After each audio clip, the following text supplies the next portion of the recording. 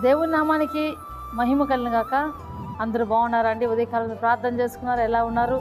మీ అందరి కొరకు మేము ప్రార్థన చేస్తున్నాం. ప్రతిరోజు మా వాగ్దానాలు వింటూ ఇతరులకు షేర్ చేస్తున్నందుకు మీ అందరి కృతజ్ఞత చెల్లిస్తున్నాను, థ్యాంక్స్ చెప్తున్నాను. అలాగే ఈరోజు దేవుని వాగ్దానం చూద్దాం.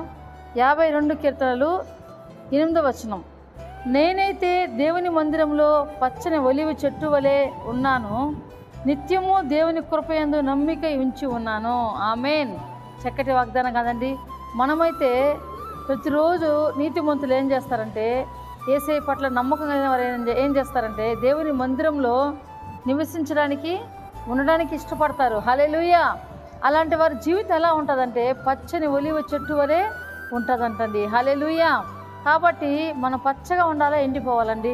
ఎవరి జీవితాలను ఎవరిని అడిగినా కూడా ఎవరికైనా ఏం ఆశ ఉంటుందంటే, మా కుటుంబం పచ్చగా ఉండాలి, నా జీవితం పచ్చగా ఉండాలి, చల్లగా ఉండాలని కోరుకుంటాం కదా. యేసయ్య లేకపోతే మన జీవితం ఎండిపోతుందండి. యేసయ్య మనలో ఉంటే మన జీవితం ఒలివ చెట్టు వలె ఫలిస్తాం, అభివృద్ధి చెందుతాం, పచ్చగా ఉంటాం, చల్లగా ఉంటాం. హల్లెలూయా. కాబట్టి మనం మందిరానికి వెళ్ళడానికి మనం ఏం చేస్తున్నాం, ఈ రోజుల్లో చాలా రకరకాల సాకులు వెతుకుతుంటాం కదా.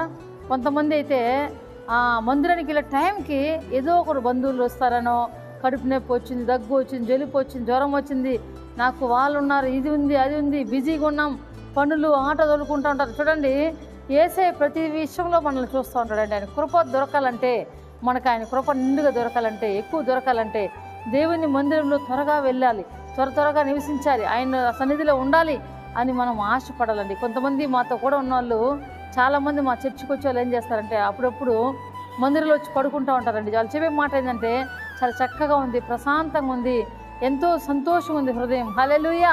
వాళ్ళ భారం అంతా తొలగిపోయినట్టుగా ఉంటుందంట వాళ్ళకి. వాళ్ళు చెప్తున్న మాటలది, మేము చెప్పే మాటలు కాదు కానీ దేవుడు వాళ్ళ ద్వారా మాకు చెప్తున్న మాటలది.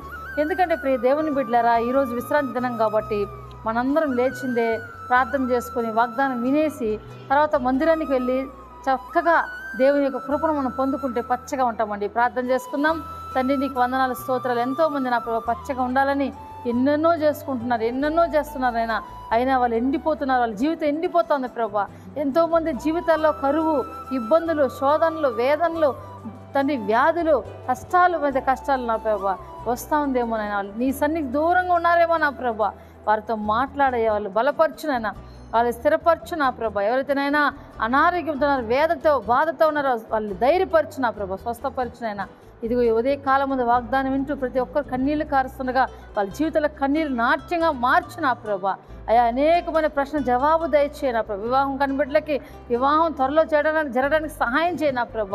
ఇదిగో నైనా గర్భఫలాన్ని బట్టి గర్భఫలాన్ని దయచేయి నా ప్రభ. ఈ రోజునైనా ఎంతోమంది అప్పుల సమస్యలతో విడిపించానైనా. అయ్యా, మా దేశంలో యుద్ధం జరుగుతున్న యుద్ధం నుంచి విడుదల దయచేయనైనా, సక్సెస్ ఇవ్వండి ప్రభా. ఇదిగైనా ఈరోజు తన బర్త్డే మ్యారేజ్ చేసుకున్న ప్రతి బిడ్డలు దీవించమని యేసు నామములో ప్రార్థన చేస్తున్నాం తండ్రి. ఆమేన్.